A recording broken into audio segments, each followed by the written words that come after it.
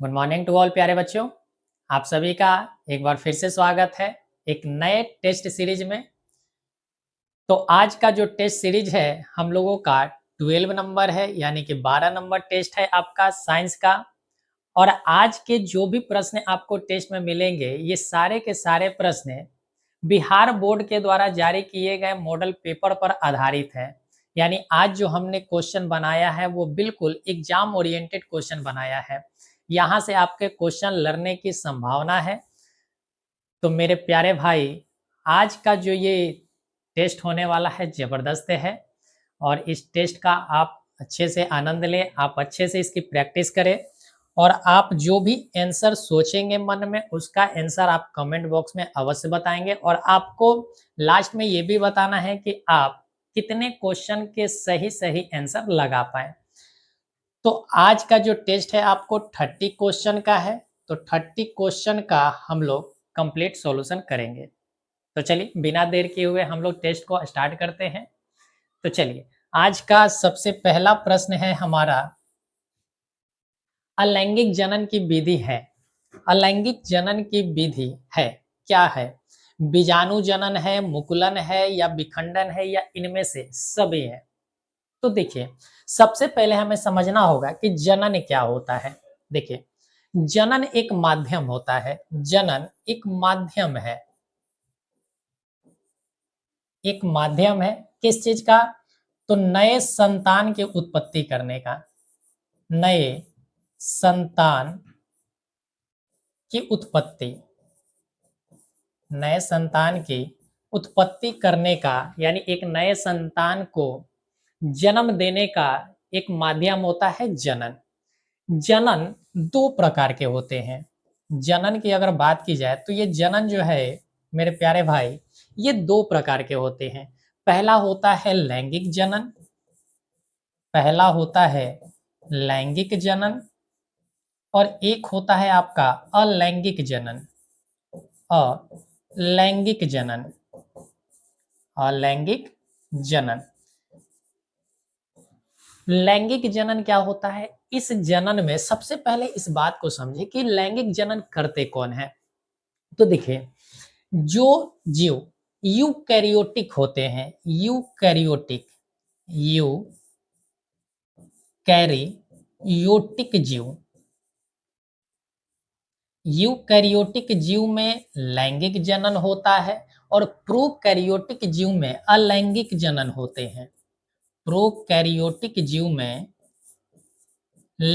अलैंगिक जनन होते हैं। अब आपको यहाँ से एक सवाल मन में आ रहा होगा कि सर यूकैरियोटिक जीव क्या होते हैं और प्रोकैरियोटिक जीव होते हैं। तो देखिए, एक सिंपल सी अगर सरल भाषा में समझने का प्रयास करें तो यूकैरियोटिक जीव हम उसे कहते हैं जिनमें न्यूक्लियस डेवलप होता है। न्यूक्लियस डेवलप होता है, यानी कि केंद्रक मौजूद होते हैं। केंद्रक जो होता है वो डेवलप होता है, केंद्रक डेवलप होता है। और प्रोकैरियोटिक जीव में केंद्रक डेवलप नहीं होते हैं, केंद्रक डेवलप नहीं होता है। सबसे पहला अंतर ऐसे कर सकते हैं। दूसरा अगर अंतर करने की बात हो तो हम कैसे पहचानेंगे कि ये यूकैरियोटिक है और कोई जीव प्रोकैरियोटिक है? तो देखिए, जिसे हम अपनी आंखों से देख पाते हैं, जिस जीव को हम अपनी आंखों से देख पाते हैं उसे हम यूकैरियोटिक कहते हैं। जिसे आंखों से देखा जा सकता है, आंखों से देखा जा सकता है, देखा जा सकता है, उसे हम क्या कहते हैं कि यूकैरियोटिक। अब आंखों से देखा जाने का अर्थ हुआ कि जिसे हम बिना इंस्ट्रूमेंट के, बिना माइक्रोस्कोप के लगाए हुए हम अपनी आंखों से देख सकते हैं। जैसे आप हमें देख पा रहे हैं तो हम एक यूकैरियोटिक जीव हैं। हम आपको देख रहे हैं तो आप एक यूकैरियोटिक जीव है। आप गाय भैंस को देख रहे हैं तो यूकैरियोटिक है। पेड़ पौधे को देख रहे हैं तो यूकैरियोटिक है। किसी मछली को आप देख रहे हैं यूकैरियोटिक है। किसी कुत्ते को देख रहे हैं तो यूकैरियोटिक है। तो ये सारे को सारे जीव जो है जिसे हमें देखने के लिए किसी भी इंस्ट्रूमेंट की आवश्यकता नहीं पड़ रही, तो उसे हम कहते हैं कि यूकैरियोटिक जीव है। अब प्रोकैरियोटिक जीव क्या है? जिसे हम अपनी आंखों से नहीं देख सकते हैं, जिसे हम आंखों से, नग्न आंखों से नहीं देख सकते, आंखों से नहीं देख सकते, उसे हम कहते हैं कि वो हमारा प्रोकैरियोटिक जीव है। अब प्रोकैरियोटिक जीव का एग्जांपल क्या हो सकता है? जैसे आप बैक्टीरिया, बैक्टीरिया को आप नहीं देख सकते। हम लोगों के शरीर पर बहुत सारे बैक्टीरिया बैठे हुए हैं, हमारे वायुमंडल में बहुत सारे बैक्टीरिया घूम रहे हैं, तो क्या वो मेरे बच्चे दिखाई पड़ रहे हैं? तो आप कहेंगे नहीं सर, वो हमें दिखाई नहीं दे रहा है। तो ऐसे जीव को हम कहते हैं कि प्रोकैरियोटिक जीव है। तो प्रोकैरियोटिक जीव का एग्जाम्पल आप ध्यान रखेंगे कि ये क्या हो सकता है? वायरस हो सकता है, वायरस हो सकता है, बैक्टीरिया हो सकता है, बैक्टीरिया हो सकता है। ये सारे के सारे जीव जो हैं किसके एग्जाम्पल हैं? तो आप कहेंगे कि प्रोकैरियोटिक जीव का है। तो अलैंगिक जनन जो होता है वो प्रोकैरियोटिक जीव में होता है। अब यहाँ से अलैंगिक जीव के बहुत सारे प्रकार होते हैं। अब उसमें एक प्रकार होता है मुकुलन विधि, एक होता है खंडन विधि, एक होता है विखंडन विधि। खंडन में विखंडन में भी अलग अलग है। विखंडन एक होता है एक एकल विखंडन, एक होता है द्विविखंडन, एक होता है पुनर्जनन, एक होता है बीजाणु जनन, एक होता है पादप जनन। तो ये कईयों प्रकार के हमारे क्या होते हैं? अलैंगिक जनन होता है। तो अलैंगिक जनन के यहाँ पर एग्जाम्पल आपको दिए गए हैं। तो अलैंगिक जनन हम किसको कहेंगे?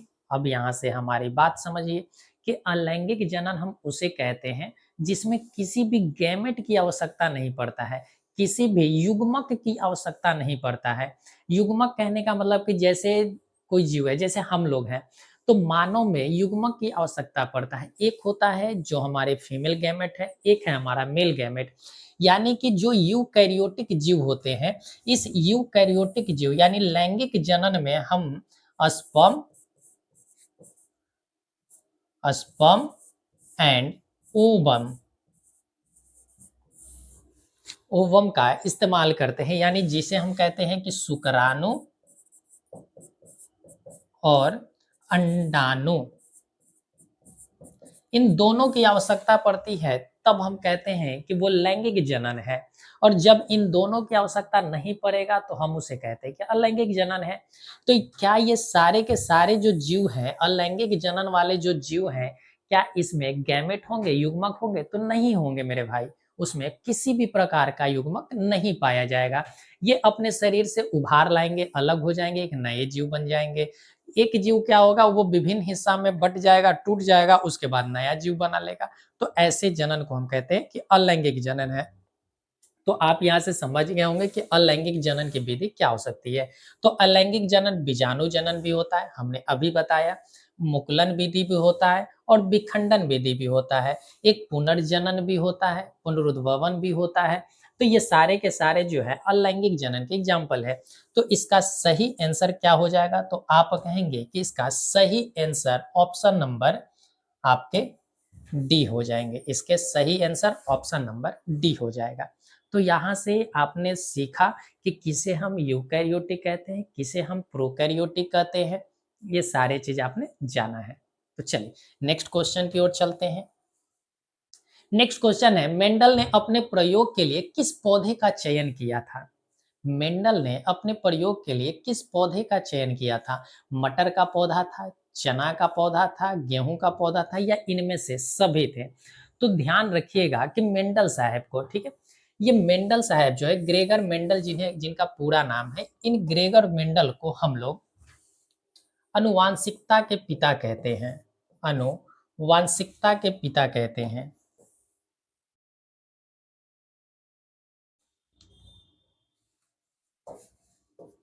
अनुवांशिकता का जनक, यानी आनुवंशिकता की खोज करने वाले वैज्ञानिक कौन थे? तो ग्रेगर मेंडल थे। ग्रेगर मेंडल साहब ने क्या किया था कि मटर के पौधे पर अपना प्रयोग किया था। ग्रेगर मेंडल साहब ने आनुवंशिकता के लिए जीन की खोज करने के लिए मटर के पौधे की खोज, मटर के पौधे का इस्तेमाल उन्होंने पहली बार किया था। इसी में उन्होंने देखा कि पौधा छोटा होता है, इसी में उन्होंने क्रॉस करके दिखाया कि लंबा पौधा क्या होता है, छोटा पौधा क्यों होता है, फूल इसके बैंगनी होते हैं, उजले होते हैं, इस तमाम प्रकार के इन्होंने थ्योरी दिया। तो मटर के पौधे पर इन्होंने अपना पहला प्रयोग किया था। तो ये हमारा सही आंसर होगा। चल, क्वेश्चन है, निम्नांकित में से किनको जीव विज्ञान का पिता कहा जाता है? जीव विज्ञान का पिता किसे कहा जाता है? आपसे प्रश्न पूछा गया है। ऑप्शन है लेमार्क को, बी ऑप्शन है अरस्तु को, सी ऑप्शन है चार्ल्स डार्विन को और डी नंबर है ग्रेगर मेंडल को। तो किनको जीव विज्ञान का पिता कहा जाता है? देखिए, सबसे पहले समझते हैं कि लेमार्क का सिद्धांत क्या था। लेमार्क साहब ने जीवों में अंतर करना सिखलाया। क्या कि किसको हम कशेरुकी कहेंगे, कशेरुकी जीव और अकशेरुकी जीव, अकशेरुकी जीव। इसकी खोज करने वाले, इसके बारे में बताने वाले वैज्ञानिक कौन थे? लेमार्क थे। कशेरुकी जीव किसे कहते हैं? जिनके पीठ में रीढ़ की हड्डी, जिनके पीठ पर रीढ़ की हड्डी पाई जाती है तो उसे हम कहते हैं कशेरुकी। और जिनके पीठ पर हड्डियां नहीं पाई जाती है, यानी कि ये रीढ़ की हड्डी नहीं पाई जाएगी, तो उसे हम कहते हैं कि अकशेरुकी जीव है।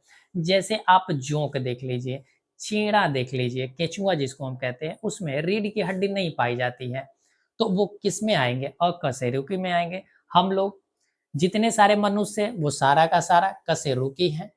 मनुष्य जो है वो किसके एग्जाम्पल है? कशेरुकी जीव के हैं। साथ ही साथ आप कहेंगे तो यहाँ पर ध्यान रखिएगा कि जो आपका जानवर है, जानवर जो है गाय, भैंस, हाथी, कुत्ता, बिल्ली, शेर, ये सारे के सारे आपके किसके एग्जाम्पल है? तो कशेरुकी जीव के हैं। और कशेरुकी जीव जितने सारे कीट आते हैं, जैसे मच्छर हो गया, मक्खी हो गया, मधुमक्खी हो गए, तितली हो गए, ये सारे के सारे किसके एग्जाम्पल है? तो अकशेरुकी जीव के। जैसे मक्खी हो गया, मक्खी, मच्छर, आप केंचुआ कह सकते हैं, केंचुआ भी हो गया। तो ये सारे के सारे जो जीव है, ये सारे अकशेरुकी जीव का एग्जाम्पल है। चार्ल्स डार्विन ने विकासवाद का सिद्धांत दिया। चार्ल्स डार्विन ने विकासवाद का सिद्धांत इन्होंने दिया। विकासवाद का अगर सिद्धांत आपसे कभी पूछा जाए, विकासवाद का सिद्धांत किसने दिया, तो ध्यान रखिएगा कि वो चार्ल्स डार्विन ने दिया था विकासवाद का सिद्धांत। इन्होंने ही बताया था कि हम लोगों की जो उत्पत्ति हुई है वो हमारे पहले के लोग जो थे उनसे धीरे धीरे हम लोग परिवर्तित होकर किसी जीव से परिवर्तन हो होकर उनमें क्या हुआ? एक नए मनुष्य का निर्माण हुआ। तो ये विकासवाद का सिद्धांत कहलाया। ग्रेगर मेंडल, अभी हमने कहा कि आनुवंशिकता का पिता कहा जाता है। अरस्तु को हम लोग जीव विज्ञान का जनक कहते हैं। जीव विज्ञान का जनक हम किसे कहते हैं? जीव विज्ञान का जनक हम लोग अरस्तु साहब को कहते हैं। इसी वजह से इन्हों जीव विज्ञान का पिता कहा गया। अरस्तु साहब ने ही पहली बार बताए थे कि कौन सा जीव सजीव है, कौन सा निर्जीव है, किसको जंतु जगत कहेंगे, किसको पादप जगत कहेंगे। ये सारे की सारी व्याख्या किनके द्वारा की गई थी? तो अरस्तु साहब के द्वारा की गई थी। ठीक है, चल नेक्स्ट क्वेश्चन पे चलते हैं। क्वेश्चन हमारा, मानव युग्मक में लिंग गुणसूत्रों की संख्या होती है। हमारा यानी कि मानव जो युग्मक है, अभी अभी हमने कहा सबसे फर्स्ट नंबर क्वेश्चन में कहा कि युग्मक, युग्मक क्या होते हैं? तो आप कहेंगे कि एक होता है शुक्राणु, एक होता है शुक्राणु और एक होता है अंडाणु। शुक्राणु और अंडाणु होते हैं। तो यहां से ध्यान रखिएगा कि युग्मक दो प्रकार के होते हैं, एक होता है शुक्राणु और एक होता है अंडाणु। आपने जीन पढ़ा होगा, लिंग गुणसूत्र, हमारे शरीर में लिंग गुणसूत्रों, तो गुणसूत्रों की संख्या कितनी है? गुण सूत्रों की संख्या अगर बात की जाए तो टोटल 23 जोड़ी है। कितने हैं? 23 जोड़ी होते हैं। टोटल 23 जोड़ी होते हैं। 23 जोड़ी में से इनको अलग अलग विभाजित किया गया। एक पेयर जो होता है, एक जोड़ी, एक जोड़ी, तो बचा हुआ ये 22 जोड़ी रह गया। बचा हुआ 22 जोड़ी हो गया। एक जोड़ी को हम कहते हैं ऑलोसोम, ऑलोसोम कहते हैं, और 22 जोड़ी को हम लोग ऑटोसोम कहते हैं, ऑटोसोम कहते हैं।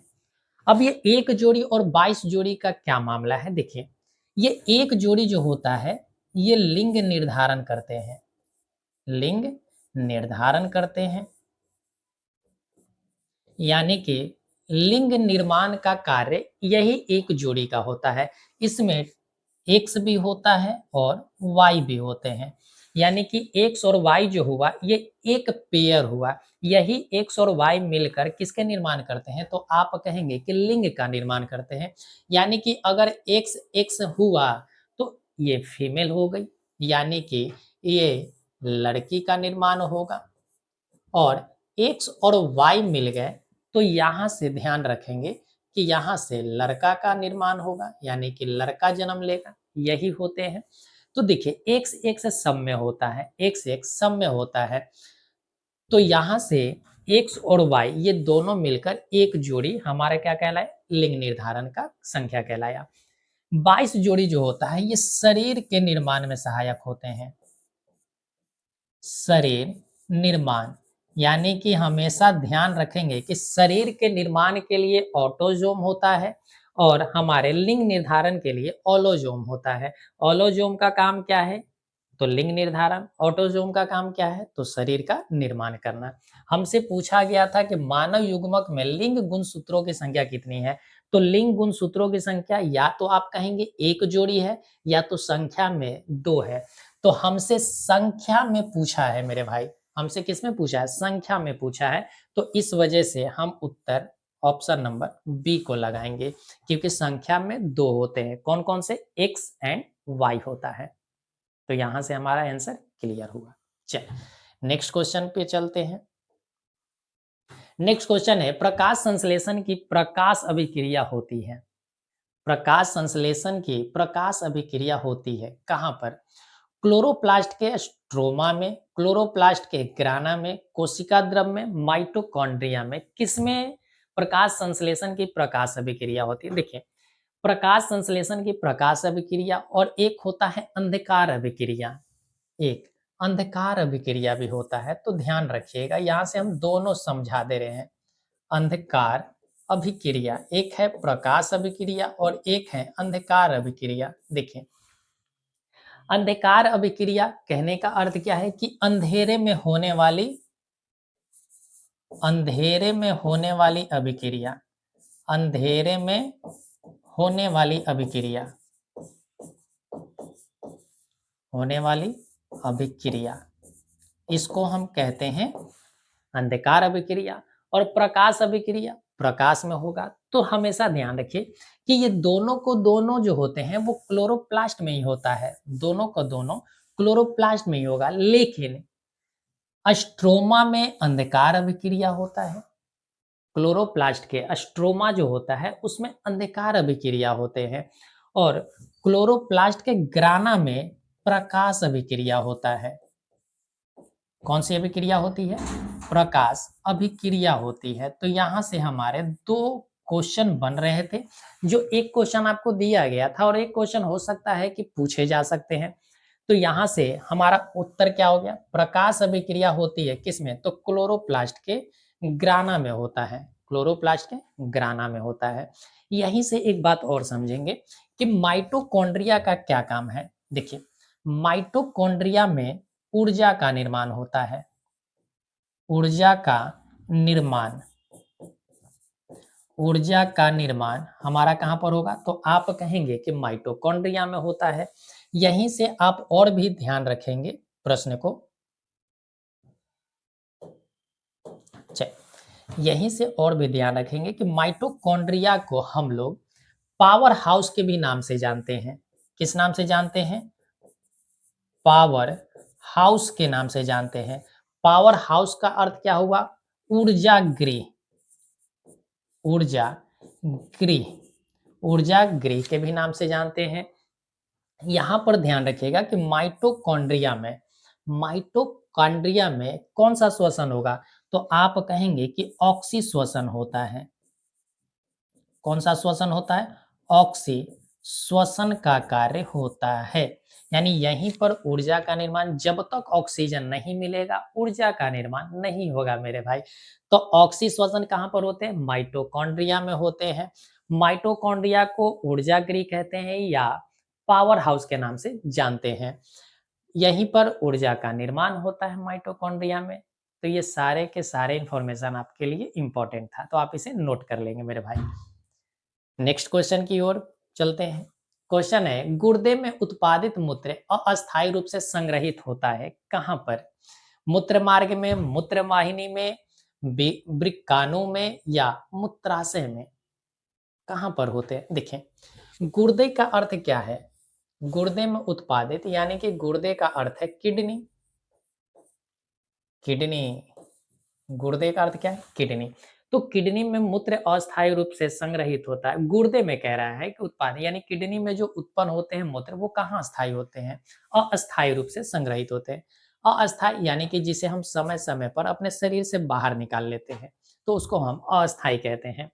मूत्र मार्ग में, देखिए मूत्र मार्ग कौन सा होता है? पेनिस जो होता है,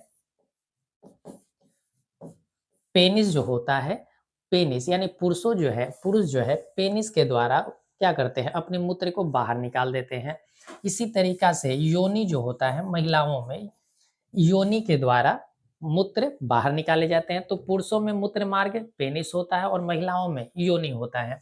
मूत्र वाहिनी हम किसे कहते हैं? जो जब हमारा गुर्दे में, जब हमारा गुर्दे में, ये हमारा क्या है? किडनी है। किडनी से यहाँ से अगर देखा जाए तो मान लेते हैं कि यहाँ से, ठीक है, ये हमारा किडनी हुआ। किडनी से ये जो हमारा है ये डक्ट है। डक्ट कहने का मतलब क्या है? कि ये वाहन करने वाला एक पाइप है। वाहन करने वाला यानी कि ले जाने वाला, वाहन करने वाला एक क्या है? पाइप है, ठीक है, जिसको हम क्या कहते हैं? मूत्र वाहिनी कहते हैं। मूत्र वाहिनी कहते हैं। तो किडनी से जो मूत्र होता है उसको ले जाने का कार्य कौन करता है? तो आप कहेंगे कि मूत्र वाहिनी। मूत्र को ले जाने का कार्य, मूत्र को ले जाने का कार्य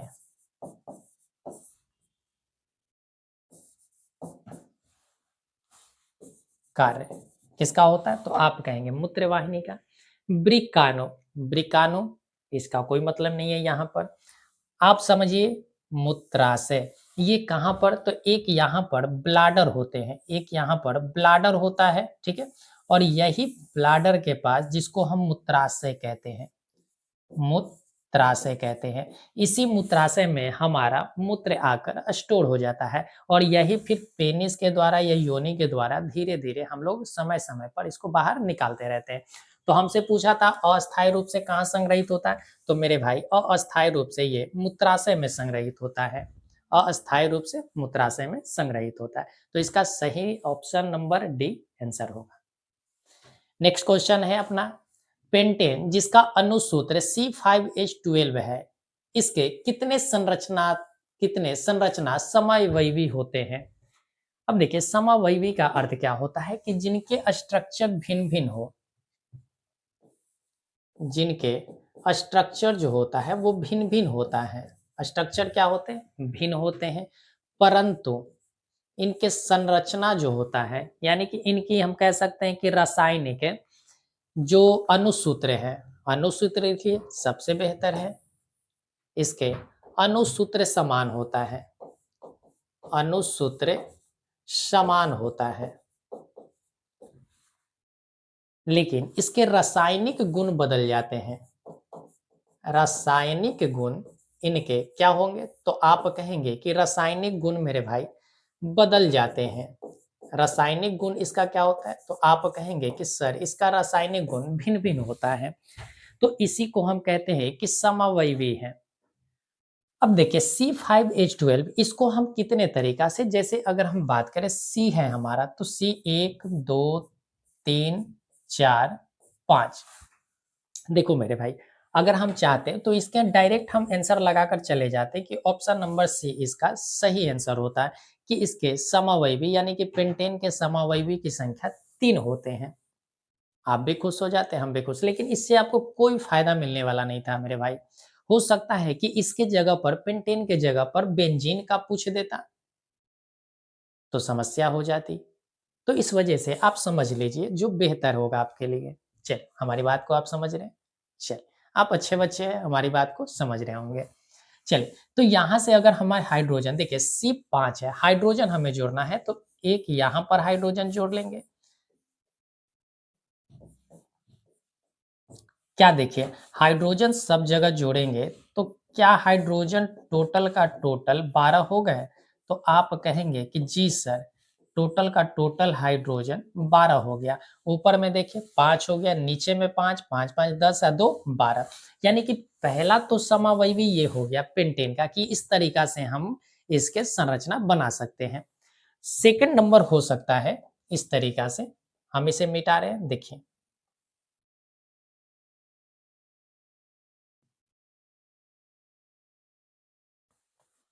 सेकंड नंबर हो सकता है कि हम एक कार्बन यहाँ लगा दें, तो ये भी तो हो सकते हैं। एक कार्बन हमने यहाँ लगा दिया, तो यहाँ लगाएँगे तो देखिए, यहाँ पर भी क्या हाइड्रोजन की संख्या 12 है या नहीं है? आप देखिए, क्या यहाँ भी हाइड्रोजन की संख्या 12 है? तो ऊपर में देखिए 4, 5, 6, 7, 8, 9, 10 और एक ये रहा मेरे भाई 11 और एक ये रहा 12। तो क्या एक यहाँ पर अलग स्ट्रक्चर बना या नहीं बना? बना। अब इसी तरीका से एक और स्ट्रक्चर बनाए जा सकते हैं। इसी तरीका से एक और स्ट्रक्चर बनाया जा सकता है। देखिए, कैसे? ये कार्बन रहा है, ये कार्बन आया, 2 कार्बन, एक ये कार्बन आया, 3 कार्बन। अब हमें एक कार्बन हम यहाँ लगा देते हैं, 4 हो गए और एक कार्बन हम यहाँ लगा देते हैं, 5 हो गए। यहाँ से अब देखिए, क्या अभी भी 12 है या नहीं है हाइड्रोजन? 1, 2, 3, 4, 5, 6, 7, 8, 9, 10, 11, 12 तो टोटल 12 हाइड्रोजन हो गए। तो ये हमारा तीसरा समवायी था। अब इसके अलावे हम किसी भी तरह से इसका नया स्ट्रक्चर नहीं बना सकते पेंटेन का। तो इस वजह से हम कह सकते हैं कि सर इसके 3 समवायवी होंगे। कितने समावयवी होंगे? 3 समावयवी होंगे और तीनों समावयवी का अलग-अलग नाम होता है मेरे भाई। तो अलग-अलग नाम आप मत जानिए, आप इतनी बात समझिए कि कैसे-कैसे हम बना सकते हैं। अपना दिमाग, अपना सेंस इस्तेमाल करके आप क्वेश्चन को टैकल करिएगा। बात समझे? चलिए, अगले प्रश्न की ओर चलते हैं। क्वेश्चन है कार्बन आवर्त सारणी में किस वर्ग का सदस्य है? कार्बन आवर्त सारणी के किस वर्ग का सदस्य है? देखिए, आवर्त सारणी की बात की जाए तो आवर्त सारणी में टोटल 18 वर्ग है। टोटल 18 वर्ग है और आवर्त की अगर बात की जाए तो आवर्तों की संख्या टोटल 7 है। आवर्तों की संख्या 7 है। तो पूछा गया कि कार्बन आवर्त सारणी में कहाँ पर है? देखिए, अगर ये अगर देखा जाए तो अगर हम देखें तो इस तरीका से आपने देखा होगा। आपने इस तरीका से अवश्य देखा होगा।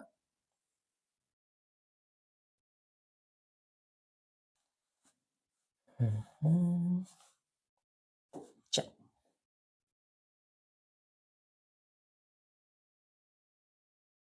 देखिए, ये रहा पहला ग्रुप, ये रहा दूसरा ग्रुप, ठीक है? 3 यहाँ पर होता है यानी थर्ड नंबर यहाँ पर होते हैं और यहाँ पर अंतिम 12 नंबर होता है। इसी प्रकार से 12 के बाद अगर देखा जाए तो इसको हम कहते हैं 13, इसको कहते हैं 14, इसको कहते हैं 15 और यहीं पर 16, ये रहा 17 और ये रहा हमारा 18। तो इस तरीका से आपने पीरियोडिक टेबल देखा होगा। तो पहले ग्रुप को, इस वाले ग्रुप की अगर हम बात करें, देखिए आपको यहाँ पर हम एक्स्ट्रा इन्फॉर्मेशन इस वजह से दे रहे हैं कि प्रश्न कहीं से भी बन सकता है। इस वजह से हम ऐसे-ऐसे प्रश्न ढूँढ कर लाए हैं आपके लिए। देखिए, इसको हम कहते हैं क्षार धातु। इसको हम कहते हैं क्षार धातु। यानी कि जो ग्रुप नंबर 1 है उसको हम क्षार धातु के नाम से जानते हैं।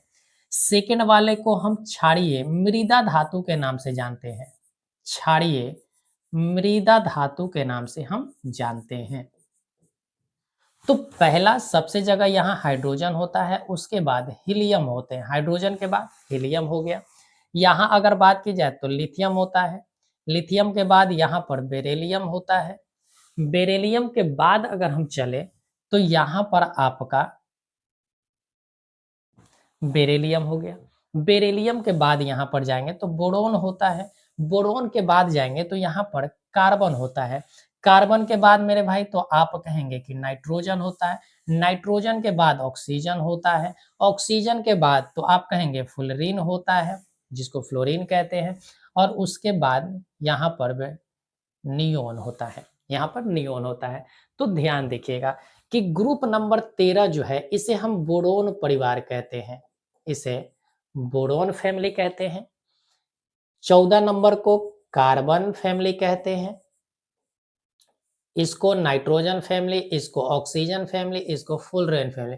अब यहाँ फ्लोरीन वाले को ध्यान रखिएगा कि इसको हम हैलोजन परिवार कहते हैं, हैलोजन फैमिली कहते हैं। इसे हम अक्रिय ग्रुप कहते हैं, इसे अक्रिय ग्रुप या हम इसे निष्क्रिय ग्रुप कहते हैं, निष्क्रिय ग्रुप कहते हैं या जीरो ग्रुप भी कहते हैं, इसको जीरो ग्रुप भी कहते हैं।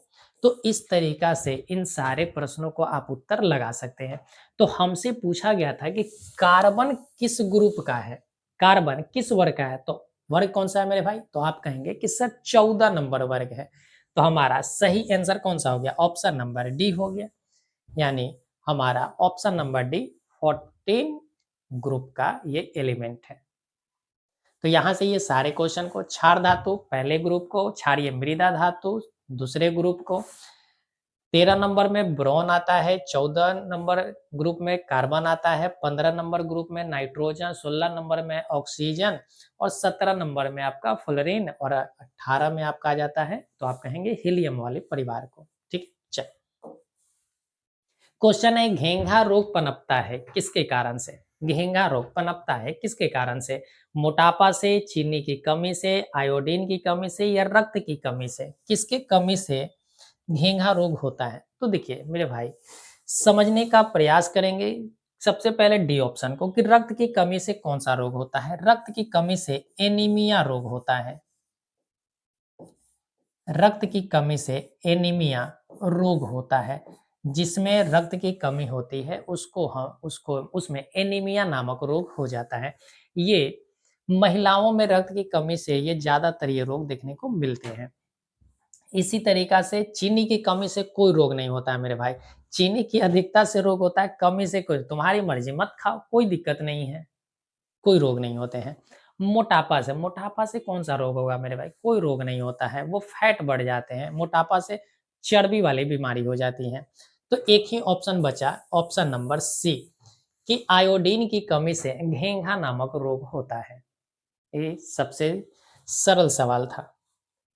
क्वेश्चन है, रंध्र मुक्त पाए जाते हैं, रंध्र किस में पाए जाएंगे, जड़ों में पाए जाते हैं, पत्तियों में पाए जाते हैं, तना पर पाए जाते हैं या इनमें से कहीं भी नहीं पाए जाते।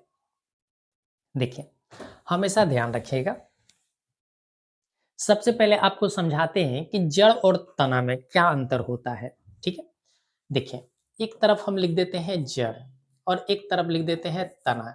आप ध्यान रखिएगा कि जड़ और तना में हम फर्क कैसे करते हैं, आप बार बार कंफ्यूज हो जाते हैं, जैसे प्याज तना है या क्या है आपको पता ही नहीं चलता, सलजम तना है या जड़ है नहीं पता चलता, चुकंदर उसी तरीका से हम कह सकते हैं, शकरकंद उसी तरीका से कह सकते हैं, आपको ओल तना है, आलू क्या है तना है या जड़ है या मूली गाजर, ये सारे चीज में आप कंफ्यूज हो जाते हैं। तो कंफ्यूजन ना हो इस वजह से हम बता रहे हैं, हो सकता है आपके एग्जाम में पूछे जाए। देखिए जड़ जब भी आपको पहचानना हो तो जड़ की पहचान हमेशा ध्यान रखिएगा कि जड़ की पहचान होती है कि वो एक कोन की तरह होगा, एक कोन की तरह होता है मेरे भाई।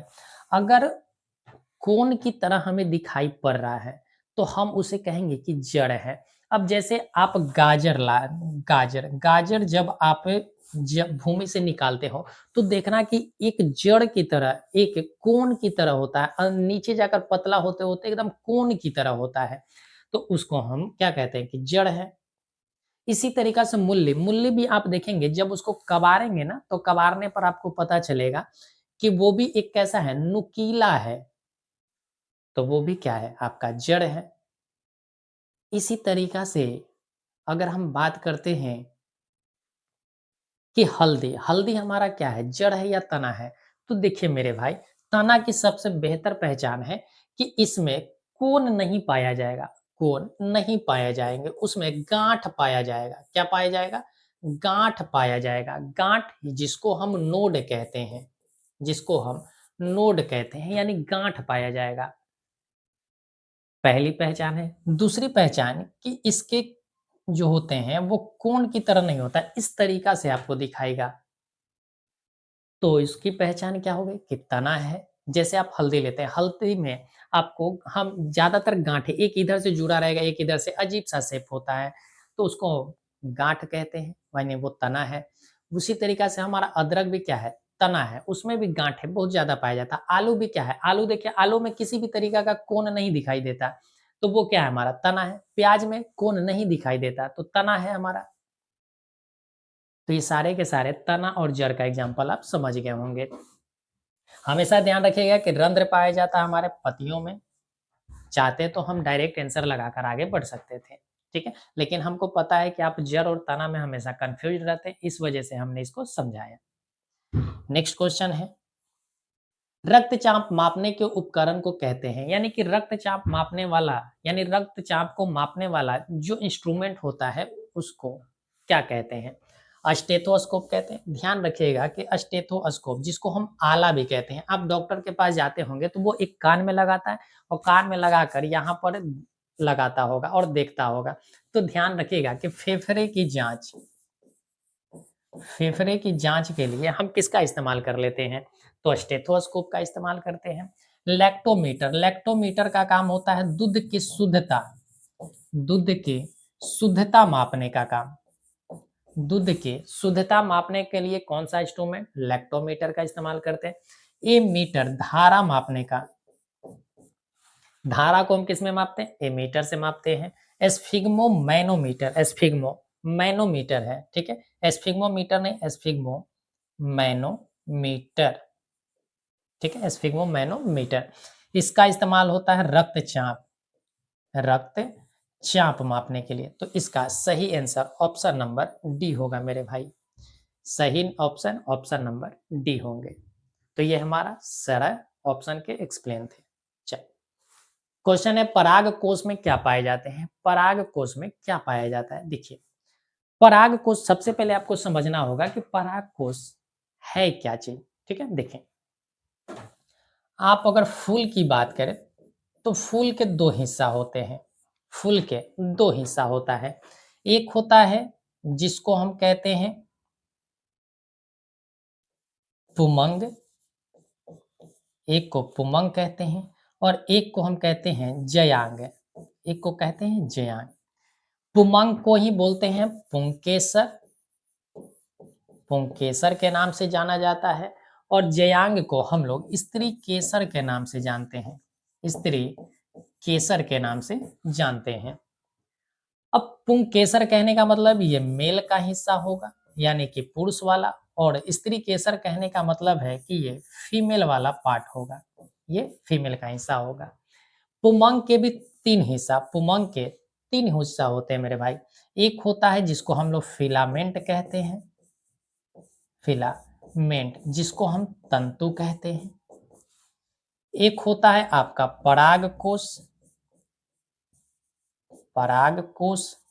और एक होता है परागकण, एक होता है परागकण होता है मेरे भाई।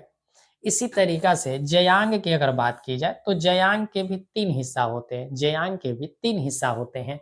एक होता है वर्तिकाग्र, एक होता है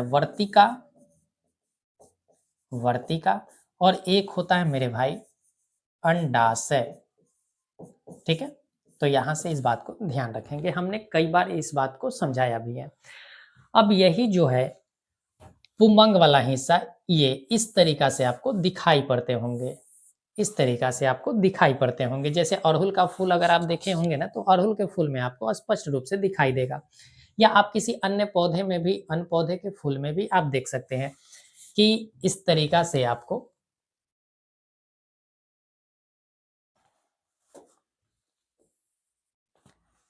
इस तरीका से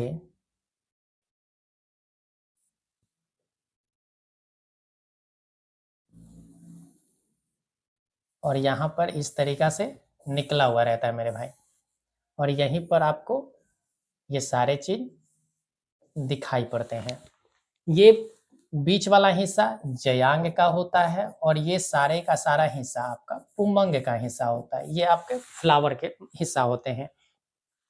तो यहीं पर इसको हम कहते हैं तंतु, इसको कहते हैं परागकोश,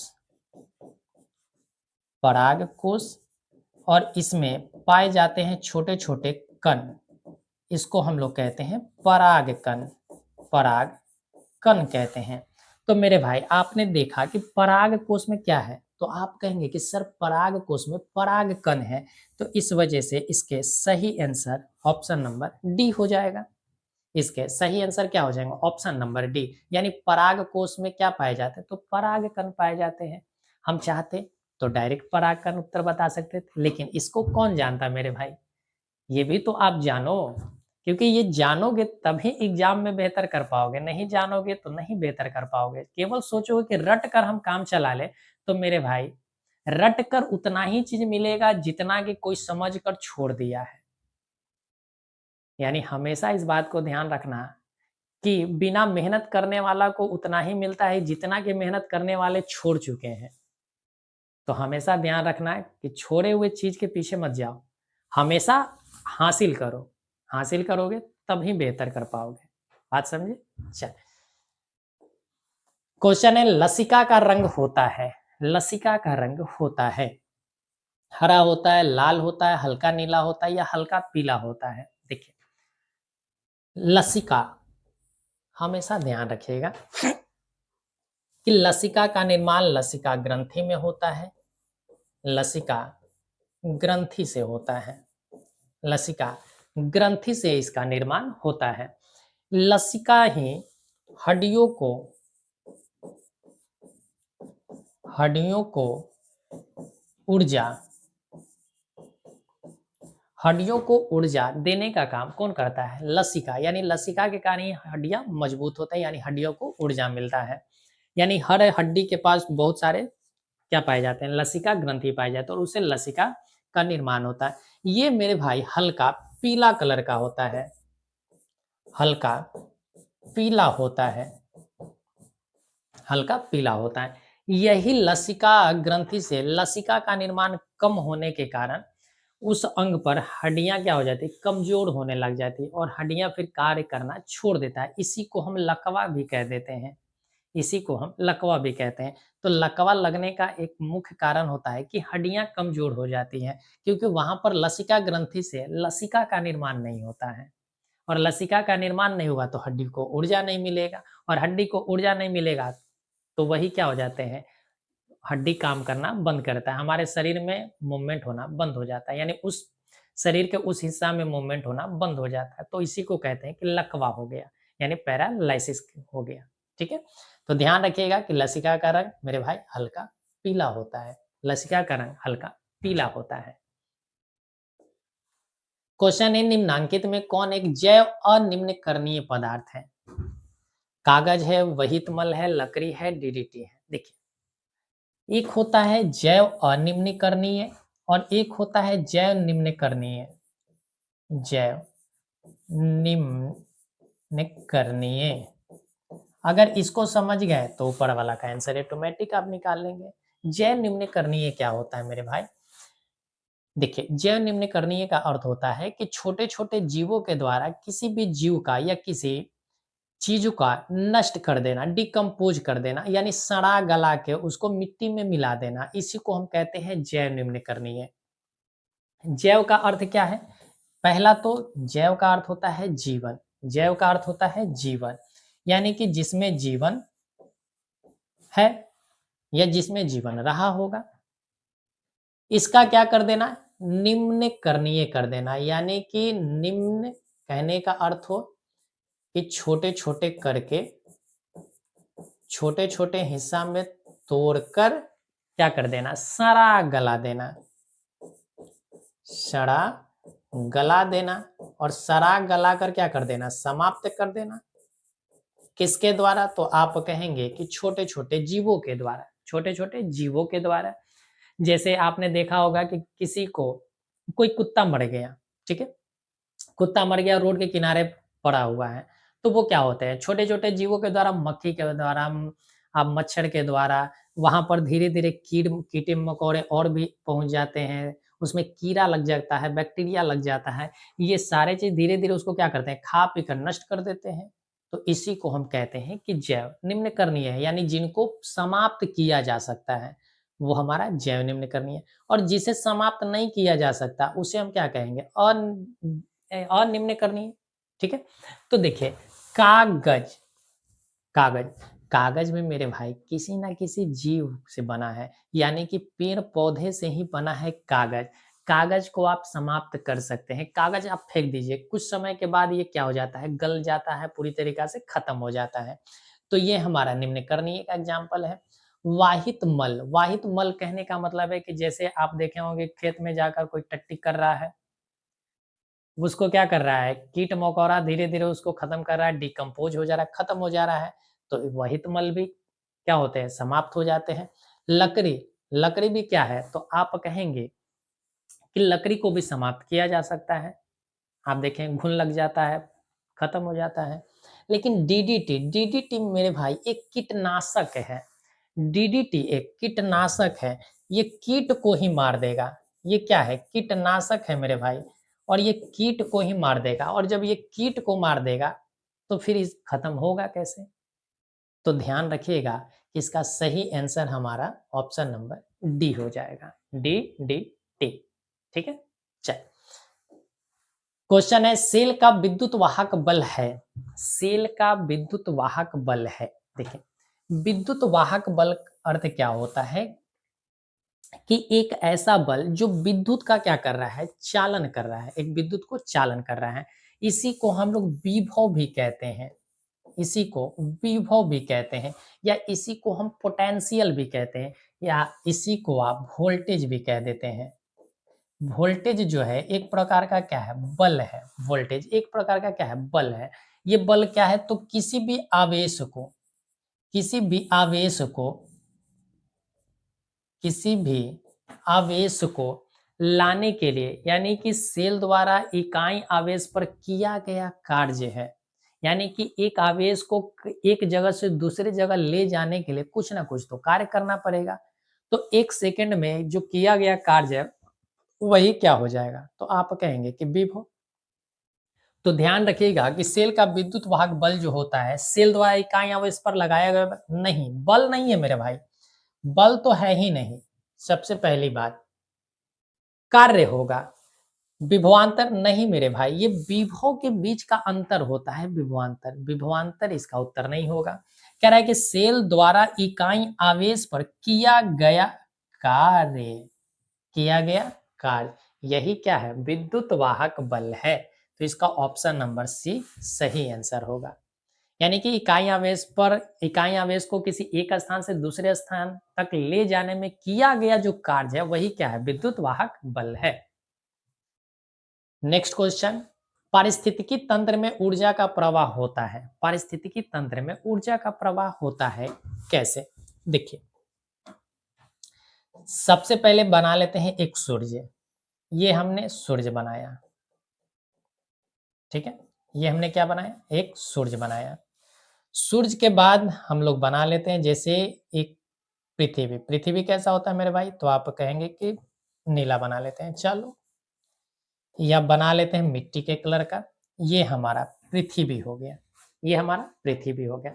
इस पृथ्वी पर बहुत सारे जीव हैं, इस पृथ्वी पर बहुत सारे जीव हैं। तो यहां पर हम बना लेते हैं पहले पेड़ पौधा,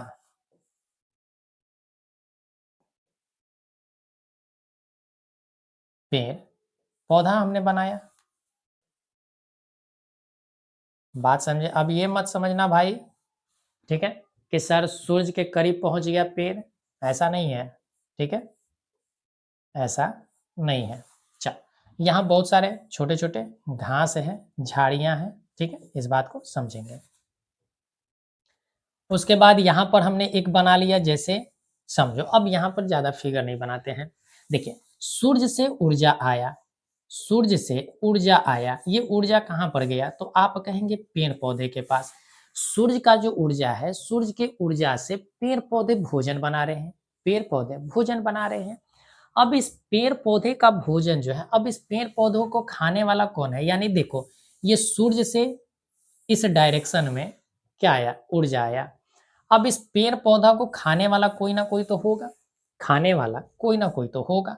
अब मान लेते हैं कि इसको खाने वाला खरगोश है, खाने वाला खरगोश है। तो प्राथमिक उपभोक्ता, देखो, इसको हम कहते हैं कि ये प्राथमिक उपभोक्ता है, प्राथमिक उपभोक्ता है। प्राथमिक उपभोक्ता किसे कहते हैं? जो पहली बार उसका उपभोग कर रहा है, यानी खा रहा है। अब इस खरगोश को खाने वाला कोई है। अब मान लेते हैं कि मनुष्य है, बहुत यार बदनाम हो गया शेर, है ना, शेर बहुत बदनाम हो गया, सबसे ज्यादा तो राक्षस मनुष्य हो गया है। तो खरगोश को खाया कौन? मनुष्य। तो मनुष्य क्या हो गया? तो आप कहेंगे कि ये द्वितीयक, द्वितीयक उपभोक्ता हो गया, यानी कि दूसरी बार उपभोग कौन किया? यानी अब ये पेड़ पौधे का ऊर्जा किस में गया? खरगोश में गया। खरगोश से ऊर्जा किस में गया? तो आप कहोगे मनुष्य में गया सर। अब ये मनुष्य मरेगा, मनुष्य भी तो मरेगा। अब मनुष्य मरा तो ये धीरे धीरे किस में गया? तो आप कहेंगे मनुष्य मरा, तो मनुष्य क्या हुए? अब मनुष्य की जगह पर यार थोड़ा सा अच्छा लिख लेते हैं ताकि आपको भी बुरा ना लगे। हम इसको बना लेते हैं शेर, ठीक है, या इसको हम बना लेते हैं बाघ, ठीक है, बाघ। अब बाघ मरेगा तो बाघ क्या होगा? बाघ मरेगा तो ये मरा हुआ बाघ है, इसको कौन कौन खाएगा? तो कहोगे कि कीट मकोड़ा, कीट मकोड़ा खाएगा। कीट मकोड़ा जो हुआ इसका तृतीय उपभोक्ता हुआ, इसका तृतीय उपभोक्ता हुआ। अब इस कीट मकोड़ा मरेंगे तो ये धीरे धीरे इसको कौन खाएगा? तो ये धीरे धीरे ये पूरी तरीका से सड़े गलेंगे, ये क्या होंगे? सड़े गलेंगे, और सड़ गल के फिर कहाँ चला जाएगा? मिट्टी में चला जाएगा, और मिट्टी से फिर ये कहाँ जाएगा? तो आप कहेंगे फिर पोषण मिलेगा किसको? तो आप कहेंगे पेड़ पौधा में। तो आप देखिए कि एक तो ये है कि चक्रण में चल रहा है, ये चक्रीय चल रहा है, ऊर्जा का प्रवाह चक्रीय हो रहा है। लेकिन दिशा की अगर बात की जाए तो एक ही दिशा में हो रहा है मेरे भाई, एक ही दिशा में। पेड़ पौधा से खरगोश में गया, खरगोश से बाघ में, बाघ से कीट मकोड़ा, कीट मकोड़ा से पृथ्वी में, पृथ्वी से फिर गया किसमें? तो आप कहेंगे कि पेड़ पौधे में। तो ऊर्जा का प्रवाह हमेशा मेरे भाई कैसा होता है? एक दिशीय होता है। कैसा होता है? एक दिशीय होता है। तो इस तरीका से आप बेहतर ढंग से समझ गए होंगे। नेक्स्ट क्वेश्चन पर चलते हैं। आवेश का एसआई मात्रक क्या होता है? आवेश का एसआई मात्रक क्या होता है? देखिए, आपने पढ़ा होगा धारा, आपने पढ़ा होगा धारा। धारा किसे कहते हैं? तो आप कहेंगे कि आवेशों के प्रवाह की दर को, आवेशों के प्रवाह की दर, यानी आवेश बटा क्या होता है? तो आप कहेंगे समय। आवेश बटा क्या होता है? समय होता है। धारा को हम किस में मापते हैं? तो एम्पियर में मापते हैं, धारा को एम्पियर में मापते हैं। ये समय इधर जाएगा तो इनटू क्या हो जाएगा? समय हो जाएगा, बराबर आवेश हो गया। आवेश को हम लोग क्यू से डिनोट करते हैं, एम्पियर को ए से, और समय को हम लोग एस से। एम्पियर सेकेंड, इसको हम क्या लिख सकते हैं? एम्पियर सेकेंड लिखते हैं, क्योंकि समय का मात्रा क्या होता है? सेकेंड होता है। तो इसको हम लिख सकते हैं एम्पियर सेकेंड। एम्पियर सेकेंड किसका मात्रक हुआ? तो आप कहेंगे आवेश का मात्रक हुआ। और यही एम्पियर सेकेंड जो होता है इसको हम कहते हैं कूलाम्ब। इसको क्या कहते हैं? कूलाम्ब कहते हैं। तो ध्यान रखिएगा कि आवेश का एसआई मात्रक क्या होता है? कूलाम्ब होता है। तो इसका सही आंसर हुआ कूलाम्ब, सही आंसर कूलाम्ब। धारा का मात्रक अभी बताए एम्पियर होता है। वोल्ट किसका होता है? तो आप कहेंगे कि वोल्टेज का होता है। वोल्टेज यानी कि विभव, विभव का कहिए या विभवांतर का कहिए, विभव या विभवांतर, इन दोनों का मात्रक वोल्ट होता है। ओम क्या होता है? तो आप कहेंगे कि प्रतिरोध का मात्रक होता है। प्रतिरोध का मात्रक ओम होता है। तो हमसे पूछा था कि आवेश का एसआई मात्रक क्या होगा? आवेश का एसआई मात्रक कूलम होता है। इसका ऑप्शन नंबर बी सही आंसर होगा। ठीक है, चलिए। क्वेश्चन है, दूरदृष्टि दोष वाला नेत्र साफ साफ देख सकता है। देखो मेरे भाई, हमेशा ध्यान रखना कि यहाँ पर थोड़ा सा लॉजिकल नहीं होना है। ठीक है, लॉजिकल होगे तो उत्तर गलत लगा कर आओगे, क्योंकि हम लोग हमेशा समझते हैं कि उस किसी भी चीज में अगर कोई चीज का दोष है, इसका मतलब है कि वो चीज उसमें है ही नहीं, उसमें वो चीज है ही नहीं, हम लोग ये समझते हैं। लेकिन नेत्र में हमेशा ध्यान रखें कि जब भी अगर देखने वाली दोष हो जाए, ठीक है, जैसे कह रहा है कि दूरदृष्टि दोष, दूरदृष्टि दोष का अर्थ होता है कि आप दूर की वस्तु को स्पष्ट देख सकते हैं, लेकिन निकट की वस्तु को स्पष्ट आप नहीं देख सकते। तो ऐसे दोष को हम कहते हैं दूरदृष्टि दोष। निकट दृष्टि दोष में क्या होगा? निकट की वस्तु दिखेगा, दूर की वस्तु स्पष्ट नहीं दिखेगा, तो हम कहते हैं कि निकट दृष्टि दोष है। यानी कि जिसमें जो सा दोष होगा, जिसमें जो दोष पाए जाएंगे, वहीं की वस्तु स्पष्ट रूप से दिखाई पड़ती है। ठीक है, चल।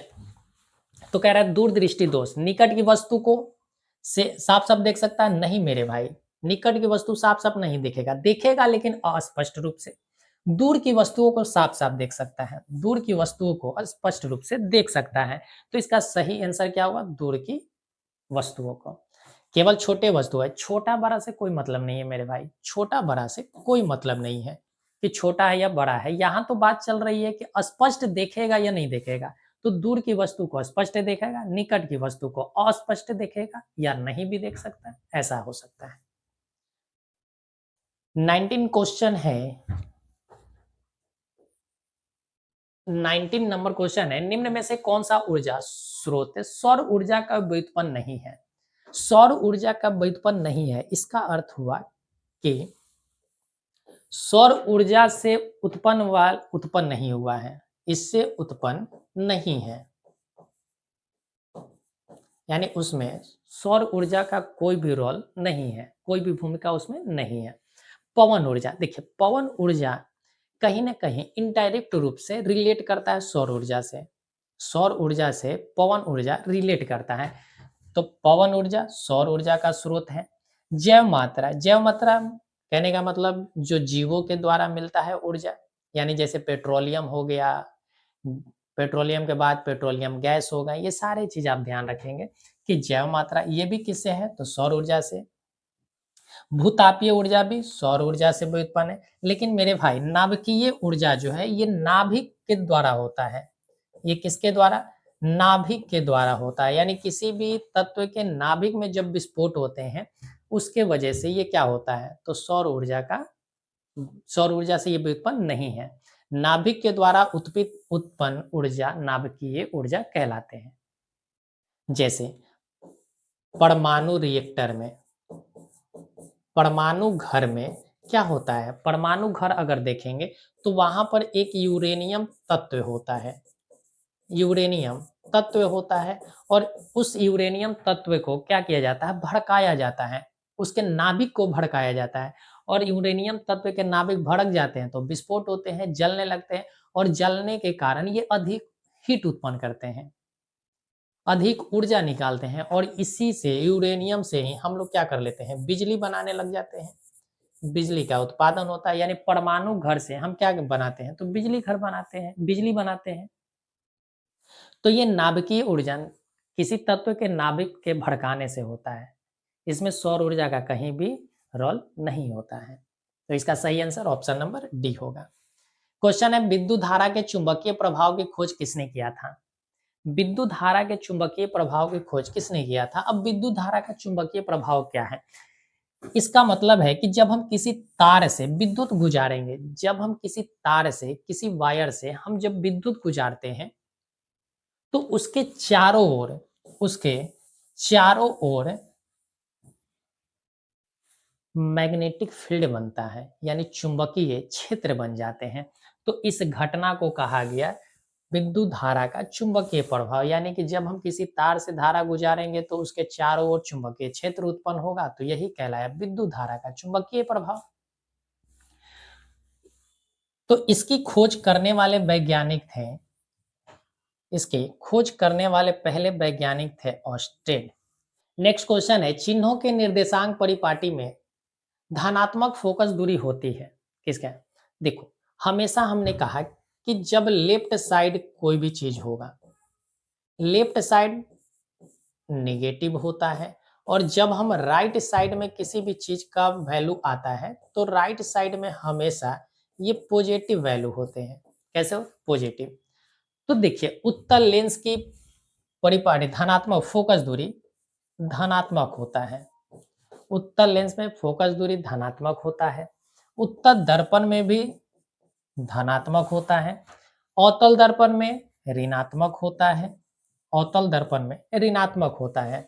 तो हमसे पूछा गया है कि किस में होगा, तो उत्तल लेंस में भी होता है और उत्तल दर्पण में। तो इसका सही आंसर ऑप्शन नंबर डी होगा मेरे भाई, क्योंकि डी नंबर आंसर क्या कह रहा है कि ए और बी दोनों में, तो सही बात है। तो इसका सही ऑप्शन डी हो गया। नेक्स्ट क्वेश्चन है, निम्नलिखित में किस कारण से सामान्य नमक का जलीय घोल विद्युत का सुचालक होता है? यानी कि जो नमक का जलीय घोल होता है वो किस कारण से विद्युत का सुचालक होता है? केवल ऋणात्मक की गति के कारण, यानी कि जो ऋणायन होता है उसके गति के कारण, धनावेश एवं ऋणावेश दोनों की विपरीत दिशा में गति के कारण, या केवल धनावेश की गति के कारण, या इनमें से कोई नहीं? क्या हो? देखिए, जैसे हमने कोई बर्तन लिया, इस बर्तन में हमने दो रॉड लगाया, एक रोड है हमारा एनोड और एक है रॉड हमारा कैथोड। कैथोड हमारा नेगेटिव होता है और एनोड हमारा पॉजिटिव टर्मिनल होता है। इसमें हमने नमक का एक जलीय घोल बनाकर डाला है। अब इसको हम एक बैटरी के माध्यम से जोड़ देते हैं। एक बैटरी के माध्यम से हम इसे जोड़ दिए। अब इसमें जब हम लाइन सप्लाई करेंगे, यानी विद्युत धारा जब हम इसमें गुजारेंगे, तो होगा क्या कि इसमें जो घोल था किसका, H2O का, और साथ ही साथ NaCl प्लस क्या था, NaCl था। तो यहां से क्या होगा कि सोडियम प्लस आयन में टूटेगा विद्युत गुजरने पर, और क्लोरीन माइनस आयन में टूटेगा। और आपको हमने कईयों बार बताया है कि अलग अलग चार्ज एक साथ आकर्षित होते हैं, अलग अलग आवेश जो होता है एक साथ आकर्षित होता है। तो जो पॉजिटिव है वो निगेटिव की ओर जाएगा, और जो निगेटिव है वो पॉजिटिव की ओर आकर्षित होगा। यानी कि क्लोरीन एनोड के पास चला जाएगा और सोडियम कैथोड के पास पहुंचेगा। इसी तरीका से जल में भी अगर देखा जाए तो ऑक्सीजन जो है एनोड के पास पहुंचेगा, क्योंकि वो माइनस आयन में टूटेगा, और हाइड्रोजन प्लस आयन में टूटेगा, तो हाइड्रोजन कैथोड के पास जाएगा। तो आप देख रहे हैं कि यहाँ पर धनायन और ऋणायन, यानी कि धनावेश और ऋणावेश, ये दोनों का क्या हो रहा है, ट्रांसफर हो रहा है, और दोनों विपरीत दिशा में गति कर रहे हैं। एक इधर गति कर रहा है तो एक इधर गति कर रहा है, यानी एक एनोड की तरफ तो एक कैथोड की तरफ। तो इस वजह से विद्युत का ये क्या होता है, सुचालक होता है। तो इसका ऑप्शन नंबर बी सही आंसर होगा। ऑप्शन नंबर बी इसका सही आंसर होंगे। नेक्स्ट क्वेश्चन पे चलते हैं। नेक्स्ट क्वेश्चन है, किसी गोलीय दर्पण की फोकस दूरी प्लस 20 सेंटीमीटर है, तो यह गोलीय दर्पण किस प्रकार का होगा? अभी अभी हमने बताया कि ये क्या है, प्लस का 20 सेंटीमीटर, यानी कि धनात्मक है। और धनात्मक फोकस दूरी किसका होता है? फोकस दूरी धनात्मक किसका होता है? आप कहेंगे उत्तल दर्पण और उत्तल लेंस का होता है। तो देखिए यहाँ पर कौन सा हो गया, ऑप्शन नंबर बी हो गया। किस दर्पण का होता है? तो उत्तल दर्पण का होता है। सही बात है। चल, समतल दर्पण द्वारा बना प्रतिबिंब होता है कैसा? तो हमेशा ध्यान रखिएगा कि समतल दर्पण द्वारा बना प्रतिबिंब हमेशा काल्पनिक होता है, हमेशा काल्पनिक होता है। तो इसका सही आंसर क्या होगा? Option number B. समतल दर्पण हमेशा काल्पनिक प्रतिबिंब का निर्माण करता है। निम्नलिखित में से दर्पण सूत्र कौन सा है? दर्पण का सूत्र आपको बताना है। तो हमेशा ध्यान रखिएगा कि दर्पण का सूत्र होता है 1/f equal 1/v plus 1/u। तो 1/f equal 1/v plus 1/u ये दर्पण का सूत्र है। ये किसका सूत्र है? दर्पण का। लेंस का अगर पूछा जाए तो लेंस का होता है 1/f equal 1/v minus 1/u। ये लेंस का सूत्र है मेरे भाई, ये लेंस का सूत्र है और ये हमारा दर्पण का सूत्र है। तो दोनों का दोनों आप यहीं से ध्यान रखेंगे। लेंस का सूत्र 1/f इक्वल होता है 1/v माइनस 1/u और दर्पण में केवल क्या होता है? दोनों के बीच प्लस का साइन होता है। क्वेश्चन है किसी समतल दर्पण द्वारा आवर्धन होता है। देखिए आवर्धन 3 प्रकार के होते हैं। आवर्धन 3 प्रकार का होता है। पहला m का वैल्यू, देखिए आवर्धन को हम लोग मैग्निफिकेशन कहते हैं, यानी कि m से इसे डिनोट करते हैं। m का वैल्यू अगर 1 से बड़ा हो जाए, 1 से बड़ा हो जाए तो हम कहते हैं कि प्रतिबिंब बड़ा होगा। प्रतिबिंब क्या होगा? बड़ा होगा। अगर m का वैल्यू 1 के बराबर हो जाए तो हम कहते हैं कि प्रतिबिंब वस्तु के समान होगा, यानी कि बराबर होगा, वस्तु के बराबर होगा। और m का वैल्यू अगर 1 से छोटा हो जाए तो हम कहते हैं कि प्रतिबिंब छोटा होगा। तो देखिए समतल दर्पण में प्रतिबिंब, आप कभी भी आईना देखते हैं, अगर हम लोग जो आईना इस्तेमाल करते हैं वो समतल होता है। समतल दर्पण में क्या होता है कि जब आप आईना के सामने खड़ा होते हैं मेरे भाई, तो आपकी जो आकार होती है, आपकी जो छवि होती है वो समान दिखता है। आपका ऐसा नहीं होता है कि इतना बड़ा है तो आप इतना छोटा दिख जाते हैं, ऐसा नहीं होता है। जैसे जैसे हम दूर जाते हैं तो हमारी छवि भी दूर बनती है और साथ ही साथ छोटा होते जाता है। जैसे जैसे हम दर्पण के नजदीक आते हैं तो दर्पण के नजदीक आने पर छवि बड़ा होने लगता है, यानी हम जितने बड़े हैं उतना ही बड़ा दिखाई देता है। हाथ हमारा जितना लंबा है उतना ही लंबा दिखाई देता है। इसका मतलब है कि समतल दर्पण में आवर्धन जो होता है वो 1 के बराबर होता है, 1 के बराबर होता है। तो इसका सही आंसर क्या हो जाएगा? +1 हो जाएगा। बात क्लियर है? उम्मीद करते हैं आपको सारी बातें समझ में आ रही होगी। क्वेश्चन है निम्नलिखित में से किस दर्पण द्वारा किसी वस्तु का आभासी प्रतिबिंब मिल सकता है? हमसे कहा है आभासी प्रतिबिंब। आभासी प्रतिबिंब यानी कि काल्पनिक प्रतिबिंब के बारे में। तो देखिए उत्तल दर्पण जो होता है वो उत्तल दर्पण हमेशा काल्पनिक प्रतिबिंब बनाता है। अवतल दर्पण जो होता है वो भी काल्पनिक प्रतिबिंब का निर्माण करता है। कब? जब वस्तु को पोल और फोकस के बीच में रखा जाता है। पोल और फोकस के बीच में जब हम वस्तु को रखते हैं तो अवतल दर्पण में बना छवि काल्पनिक होता है। और समतल दर्पण में अभी हमने कहा कि समतल दर्पण भी हमेशा काल्पनिक छवि का निर्माण करता है। तो समतल दर्पण सही है, उत्तल दर्पण भी, अवतल दर्पण भी। तो इसका सही आंसर हम किसके साथ जाएंगे? ऑप्शन नंबर डी के साथ जाएंगे, यानी कि इनमें से सभी के साथ। ऑप्शन नंबर डी सही आंसर होगा। क्वेश्चन है आकाश का नीला रंग होना किस परिघटना का परिणाम है? यानी कि आकाश नीला हमें क्यों दिखाई देता है? परावर्तन के कारण? नहीं भाई। अपवर्तन के कारण? नहीं सर। हमें प्रकीर्णन के कारण ही प्रकाश आकाश का रंग हमें नीला दिखाई पड़ता है। विरल माध्यम से सघन माध्यम में जाती हुई किरण मुड़ जाती है कहाँ पर? अभिलंब की ओर, अभिलंब से दूर, अभिलंब के संपाती हो जाता है, या इनमें से कोई नहीं। देखिए मान लेते हैं कि ये विरल माध्यम है। विरल माध्यम यानी हवा है। हवा से हम जा रहे हैं पानी में, हवा से जा रहे हैं पानी में। यहां से हमने कोई किरण यहां आ गए, इंसिडेंट हुआ। यहां हमने एक नॉर्मल गिराया, यहां पर एक हमने नॉर्मल गिराया। इसको जाना चाहिए था ऐसे, जाना चाहिए था ऐसे, बट वो होगा क्या कि वो अभिलंब की ओर मुड़ जाएगा। किधर होगा? अभिलंब की ओर मुड़ जाएगा। ये जब हम विरल से सघन में जाते हैं, लेकिन जब हम सघन से विरल में जाएंगे तो ये अभिलंब से दूर हटेगा, अभिलंब से दूर हटेगा। तो ये कह रहा है कि विरल से सघन तो अभिलंब की ओर मुड़ जाएगा। अविलंब से दूर कब होगा? जब हम सघन से कहाँ जा रहे हैं? सघन से विरल की ओर जा रहे हैं, तब ये क्या होगा? अविलंब से दूर हट जाएगा। बात समझे?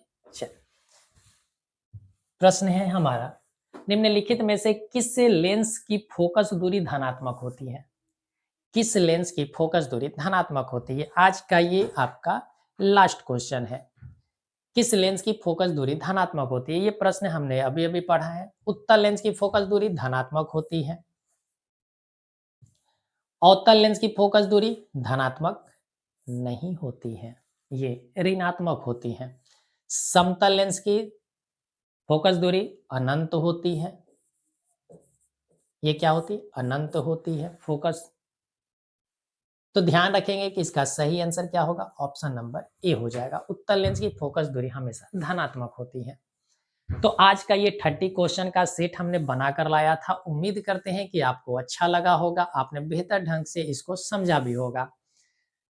तो मेरे भाई, अगर आपको वीडियो अच्छा लगा तो चैनल को सब्सक्राइब कर लीजिएगा, अपने दोस्तों के साथ शेयर कर दीजिएगा और लाइक का भी बटन दबा देंगे। हाँ, और एक और भी बात, आप कमेंट में अपना स्कोर नहीं बताते हैं, तो ये आपकी बुरी आदत है।